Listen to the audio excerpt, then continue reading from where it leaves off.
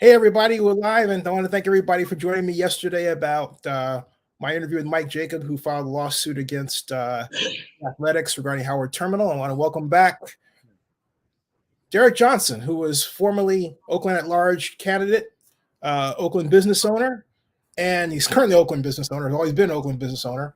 And hey, maybe you can help us out. There's Paul Cobb of the Oakland Post told me. Okay, so hold on. So first of all, Paul, I'm gonna get Paul, but it's okay because I wanted this because I promised you to have the first interview, and since I didn't, and you jammed me up about that, that's why I agreed to do this. But this was supposed to be about Restaurant Week, so It is. It is. Okay. But I'll throw something in. So yes, I've suspended my mayoral campaign, and I'm going to pivot to District 2, City Council. My goal is to get into public service, so it's not about a title or ego or anything about me personally. This is about public service, and my views haven't changed. It's about uplifting the Black and brown community, and I can do that much better by being inside than not. So I've after talking to several people, the public, majority of the constituents that supported my last campaign really have asked me to run for city council. They said they would love to see me there, and this is a public service position, so I'm following the public's recommendation. Right. And I'm very pleased about my decision. I think we just need different leadership in council all the way around. And hopefully I can be the catalyst to start that change. All right. Now, shifting gears. Okay. Talking about my friend. You're the first publicly to hear that. Thank you. Thank you. God bless you, man. Thank you. Appreciate it. My longtime friend, Beth Schnitzer, who I don't know if you had the opportunity to meet, but yes, I did. She's amazing. Yeah, sweetheart. Yeah, I know her since the turn of the century. Dated her for a spell, wanted her to marry me. Anyway, the whole point is that, she said, you got to meet Derreck Johnson. He's an amazing guy. And I said, I know Derreck. Well, first, let me correct a couple of things. Yes, sir. I'm the founder of the Home of Chicken and Waffles. I'm not currently the owner, so I don't own a business right now. So I don't want people coming back and clapping, and throwing that back in my face. So it's people still. I am the restaurant at the end of the day. I birthed it. The owners are employees that I've groomed. They're under my leadership. I talk to them every day. Matter of fact, I have a call with them after this. Derreck. There you go. I just wanted to explain. An entrepreneur, always an entrepreneur. Okay. You do not owe anyone an apology. Okay? So get that product of white media out of your head, please. Okay. That's all right. Yeah, right? Well, not an apology. I just want to make sure it's clear because people have it, they get all twisted with the whole restaurant situation. I don't know why, to be honest, but a lot of people who have good sense don't care. Right. Anyone who's run a business knows this. Once an entrepreneur, always an entrepreneur. I have been for 34 years. And there's no such thing as failing bad. There's only the next mission. Correct. Okay. Which I'm excited to talk about too. But let's go on. Restaurant Week? Restaurant Week, yeah. Okay. Beth sings your praises and said, you got to interview him because and I said, wait a minute, I know him. And talk about your work as ambassador of Restaurant Week. Was that it? Maybe I was the unofficial. I participated in the launch, the kickoff. There were Chef Nelson. Oh God, don't get me wrong. There was 4 chefs, right? 3 others. I'm not a chef by trade, but our restaurant participated. We had a phenomenal time, a phenomenal turnout. It was at the Kissel Hotel on their rooftop. I think it's called High Five or High Tops, or it's the Kissel Hotel. They have a rooftop lounge. I don't really recall the name, but it was nice. Great turnout. Hey, talk about that place. I haven't seen. Oh, you haven't been? Oh, it's very nice. It's what Oakland needs. It's in a good direction for Oakland. I think it gives another caliber, where people don't have to go out to Walnut Creek or San Francisco or even San Jose to get that type of environment and feel. And unlike those cities, we now have that type of venue, and we have a very diverse and eclectic clientele. And it's really, really nice. When you come home, it's very, very nice. They did a very good job. So it sounds like it is to today's Oakland what the downtown Marriott was to Oakland when it first opened, right? Yes, exactly. And I hear there's more to come. There's another hotel they're opening up, but it's nice. It's very nice. It's very good. So Mike Guillemetti did a very good job with that one. Got to get Mike on the show, man. Help me out. Help you out. Okay, I'll call Mike. I'll tell him, like, hey, Mike, does anyone wants to interview you? Yeah, twist his arm. Both of them. Somebody said it just like that. Yes. Hey, so are we coming back restaurant-wise?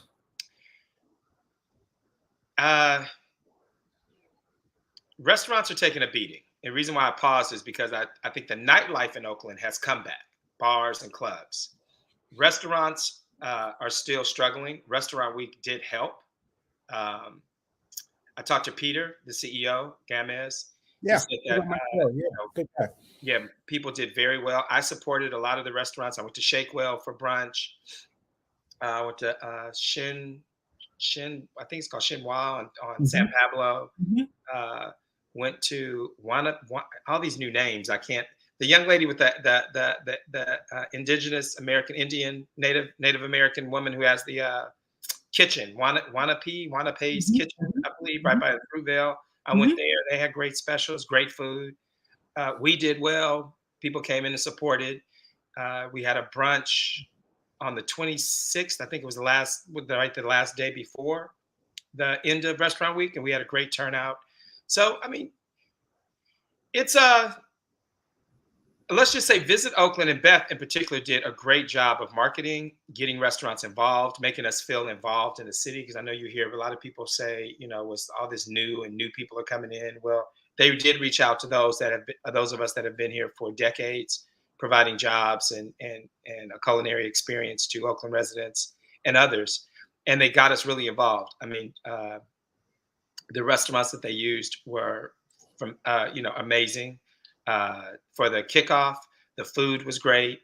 We brought fried chicken, greens, and mac and cheese. There was a paella. There was this huge hummus. It was beautiful. I mean, it was really, really gorgeous.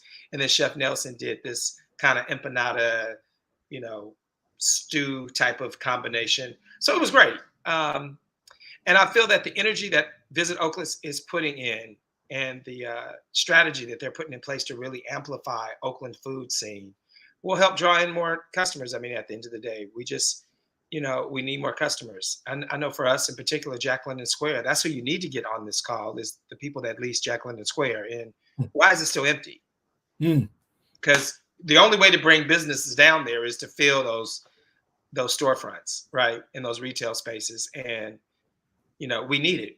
The more the merrier. Some people think, all those restaurants closed, that's good for you. No, that's not good for us. I mean, the more restaurants you have in a condensed area, the more people will come, and then you feed off of each other. Because if, there used to be Fridays, El Torito's, Kincaid's, Spaghetti Factory, what else? Tony Romo's, Uno's. When all of those places were down there, whoever had the longest wait, the people would just go, you just move around, you shift to another restaurant because there's so many restaurants in the area.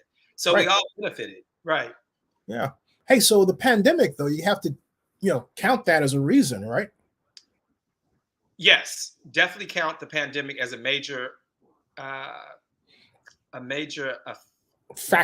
factor into the whole hospitality industry declining. However, the pandemic, we just have to live with whatever circumstance that the pandemic brings, right? And future, strands of COVID. We still need to make a conscious effort to fill those spaces so that we can have a very, revitalized Jack London Square area. And it's needed very badly. It is. And I believe you said something that was interesting about, you said something about having to, I guess, live with that. But we have, and something I want to get your opinion on, we have legislation, AB 464 Mullen. I didn't expect you to know about it much because, I didn't say I was going to mention it to you, but it was signed in the law by Governor Newsom last June, and it's designed to allow the same type of tax increment financing that was proposed for Howard Terminal to be used specifically to get money to businesses impacted by the coronavirus in California. It's right there in black and white. I had Barbara Bobby Lopez on talking about it. I've talked about it, and people wouldn't listen. I talked about using enhanced infrastructure financing district legislation before that, and here we are, and we're still not doing it to help our restaurants. And that's why the other reason I wanted to have you on is to find out what's going on where the city doesn't seem to get it in total, that we have to get money to the restaurants and keep them alive. Or am I wrong? I'm happy to be wrong, but I have a feeling I'm not. You're not. Dang it. Sorry. I think without, and I thank you for that, and send me that bill so I can really research. Yeah, sure. Absolutely. Absolutely. But I think that, government is very complex, right? I think that we have, and what I would love to really educate the public is, I even got educated, right? That you get bills, you get legislation, they're authored from the legislative body, but then you really need the administration to execute. So, without any execution, what good is a bill?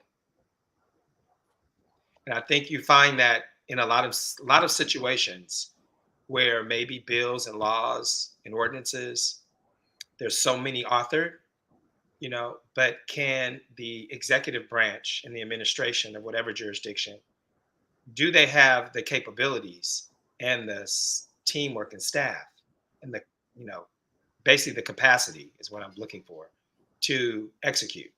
And I feel that's where the ball gets dropped. There's a lot of good intentions. There's a lot of good legislation out there, but how do you get it? How do you execute it? I'm currently the chair of the Oakland Workforce Development Board, and it's very understaffed. They're working hard to get staff, but the employee staffing is an issue in every business sector. In the hospitality, as the Chicken and Waffles, we used to stay open until midnight and 4 a.m. I still get calls, people screaming at me, "What are you doing closed? We just came from the club or a concert." I'm like, "We don't have any staff."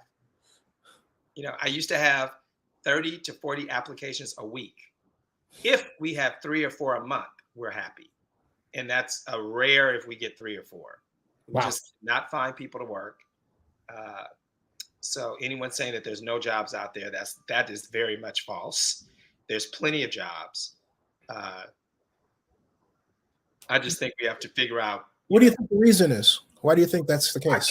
I think the gig economy has had a lot to do with it, right? Yep. Because people who would normally work in hospitality now can set their own schedules. So I understand that, right? That's one. 2, working from home, people have there's a large, sector that now there's businesses that have opened up and now let people work from home. So it makes it really hard for brick and mortar. Right there you go. It makes it very hard for brick and mortar businesses or service and hospitality related businesses, because we need formal, unless that changes some kind of way, which I don't see how, we actually need people on site at a given period of time in order to carry out the task of doing the job to, feed and give people the kind of dining experience that they're looking for. So I think as a workforce, we're looking at in Oakland, and Sophia Navarro is our new executive director. Yeah. Very excited about her. We're looking into, alternative or new innovative programs that will grab, the workforce's attention, to start training in those certain areas. But also we have to bring some innovation into the hospitality industry. How do we compete? How do we fix schedules? How do we be more accommodating? How do we get more benefits? All these are questions that, we need to talk to legislators and our electeds about, because there's a very thin margin in most hospitality industry, especially in the food industry, right? It's very slim. And,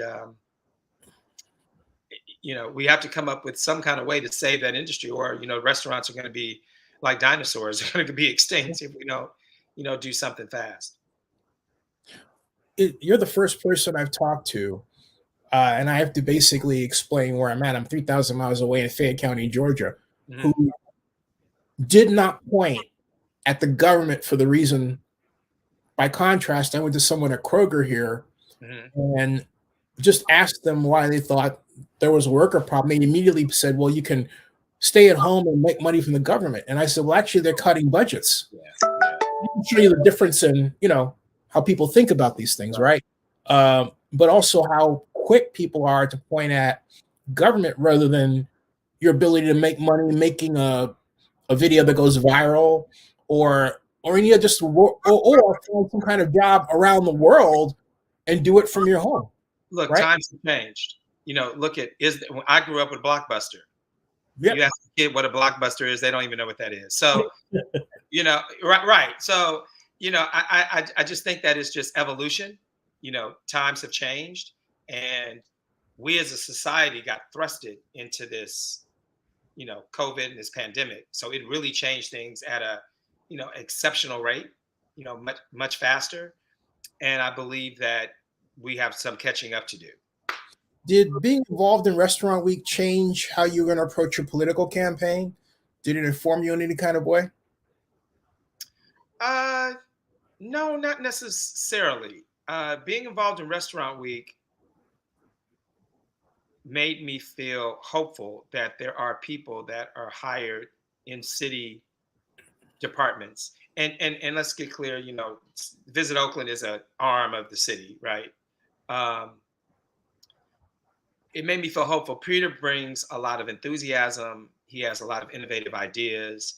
He's very, he's very easy to work with. He reaches out.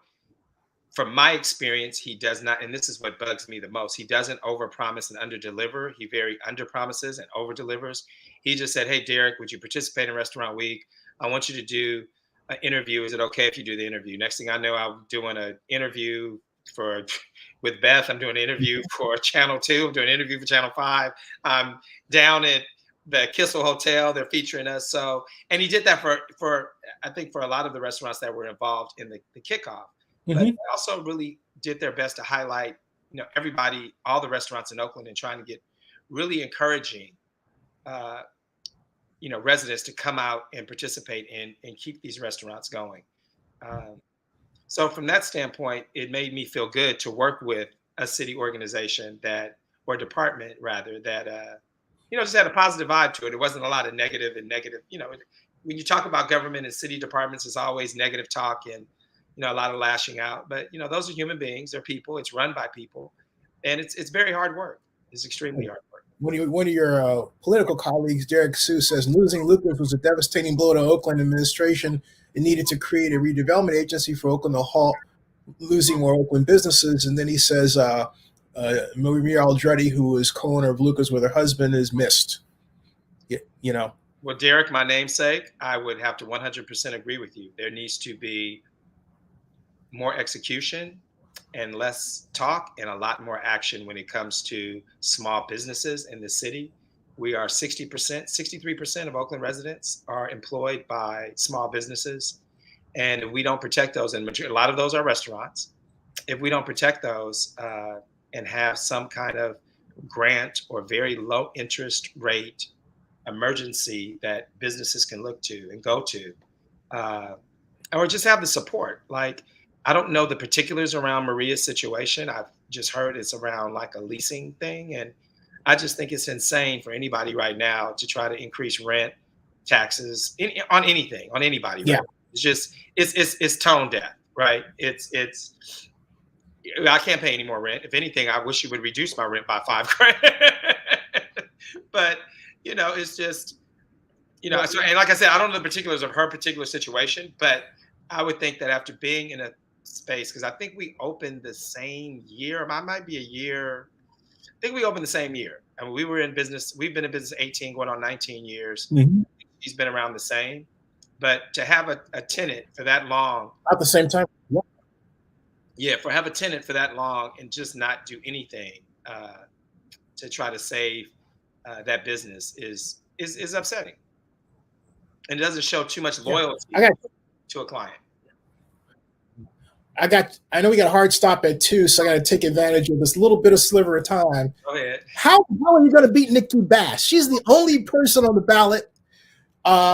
She shocked the heck out of me the last time she ran because she had this little, fiefdom of hers that I didn't think she had put together. Well, And I will come back. I will come back on your show. I will tell you the strategy, but I'm gonna win. no, I'm gonna win. folks, them's fighting words. Yes, it can be fun. Hey, I'm from West Oakland, Acorn. You know, I'm ready. Let's go. So when does the city clerk's office put your name next to hers? Because when Lauren Taylor, he still has his name in two places. I will not have my name in two places. Right, but Sheng Tao quickly had the city clerk's office take her name off District 4 City Council and put it on there. She was in dual places for a heartbeat. So apparently the city clerk can get it done and put your name where it should be, right? Have you talked to them about that? Yes. So I have I'm transitioning the campaigns now, right? Mm-hmm. And hopefully I wasn't formally going to make any kind of public announcement, but I guess I just did. But I said I had to do it with you first. Thank you. I didn't want any more. Now, I'm going to call Paul Cobb and tell him, all right, Paul, but it's all good. It's all good. So probably in the next week or so, I should have everything lined up, like 7 to 10 days. You're telling me that she's vulnerable, because I thought she was formidable. And a lot of people around town are saying, no, Zenny. She's not. She's this is what people want. This is what I want. Why I'm getting into public service. I want somebody with balance. There's no situation on earth where one person, one group, one anything gets 100% of what they want. That's just really unrealistic, right? We all have different, and no disrespect to anybody, including the current council District 2 person. I'm quite sure she's a lovely person. I don't know her personally. Yeah. She probably has good intentions. I'm quite sure she wants to do what's best, I hope, for the city. But just from the voting record and the position, it's not balanced. It's just leans one way. And that's not a way to lead, especially when you're in a business district. Well, which way is that? You kind of, put out a blank. Well, I mean, the way is not business friendly. Okay. Right. It's not business friendly, and you have to be compassionate to those that that are on one side of the business friendly fence, and you got to be compassionate and friendly to those that are on the other side. Your job, I feel, as an elected, is to find a balance and negotiate deals that no one works out of the room jumping, doing backflips, but everybody walks out with something, right? And that's the kind of balance that I hope to bring to our city council. And all these different groups, I don't, like I said, I don't know what goes on in behind the scenes. Is no, slam on the current city council, because they were brought into a system where there's sides, right? There's this group on the city council and there's this group on the city council, but there's one city council. And I think that if you want a whole city, then you need to have a whole council and one council. Like I want one Oakland. That's how we have to start projecting our leadership. It can't be divisive, because if we don't have divisive at the top, I mean, we're divisive at the top, then how do you expect the city, to come together? So real quick, Howard Terminal lawsuit. What do you think? I just heard. Well, wait a minute. I just heard of the ILWU lawsuit. Is that the one you're talking about, or there's another one? It was filed by primarily the Pacific Maritime Association. Mike was just on my show yesterday, and about to put out. Yeah. So they put it out there, but you're quite right. There are a number of different groups involved with the lawsuit. Right. The ILW is one. Actually, I just got that and 3 other long extended emails to read this week, Monday, Sunday. So I'm going to do a lot of research on that topic before I really come out with a position. But just watch my 1 hour and 34-minute interview with Mike Jacobs. You'll learn everything about the lawsuit. Watch it tonight. Well, today is my grandmother's. I have to shower, so I got to jump at 2. Happy birthday to my grandmother, Mitty Vivian Phillips, 98 years old today. Happy birthday, 98. Yes. 98. I want to come back because I got a lot more to talk about. Howard Terminal, progressive tax, District 2. We have some issues to discuss, so I'll be ready. And don't forget AB 464 Mullen. AB 464 Mullen. I'm writing that down now. Vitally important. That's right. The latest version of enhanced infrastructure financing district legislation. Absolutely. Okay, I'm going to look at that, and we also need to talk to our Congress. Everybody needs to write them to get the restaurant relief fund funded. The federal government owes that.